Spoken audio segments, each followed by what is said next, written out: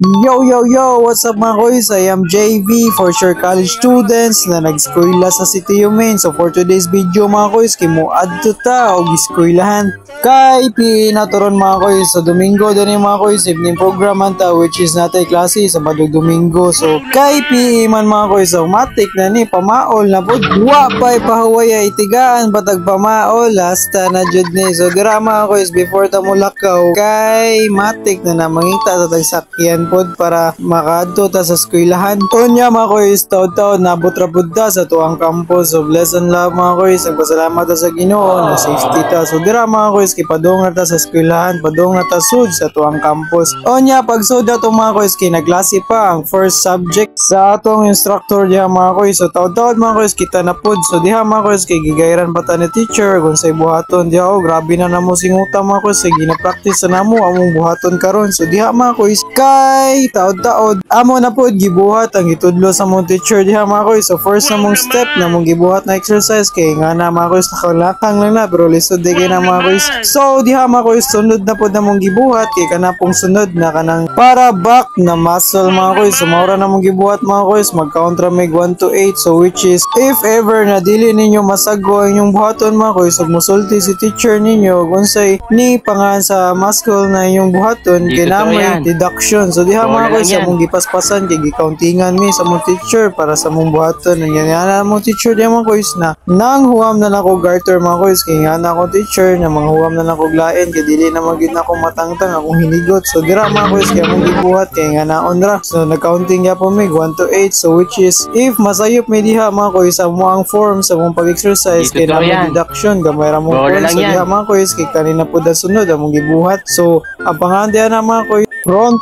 squat pangana na mga koys. So 1 to 8 ragya po ng counting nga mga koys. If ever na masayo pa mong forma na mga koys, nagya po tayo deduction. So diha mga koys, ginabilang ginato na dili ta masayo. Unya mga koys, taod-taod nakita nato si Trixie, grabing kapuya na dapat man niya gigda o bibitay mo. Grabe naman na Trixie. So dira mga koys, kailain na pong grupo atong gitanaw diha o gilahan na pod ng performance niya mga koys. Grabe na nilag pangandam pod para pod na dili sila masayop. So dira mga koys, ikauntingan na pod na sila. Parihara pod sa atong gibuhat kaniha mga koys. So ilang gibuhat ya mga koys, kay kanagi pong front squat. So daghan pa na mga koys, lima nakabuk ilang i-perform diha. Unya diha mga koys, kay leader man ta ato nang gikuha atong mga papers diha para ihatag sa atong mga members. So tigaan sila score. Atong score mga koys 97/100, which is goods kaayo. So diha mga koys, nasagaw diha. Unya wala ra pud nagdugay ang atong PE mga koys, which is 2 hours raman pud na. So dira mga koys, kay padung na tamuli. So nakahuna-una ko mga koys, before tamuli magpaprendo sa ta kay natin project. So diha mga koys, wata nag-expect na po diha atong classmates atong printanan mga koys, nagpa-print po sila sa ilahang mga project. So diha mga koys, niuna lang ko nila guli kay napamuntay buhaton. Dire lang ako to mga koys. Thank you guys sa pagtanaw. See you next vlog.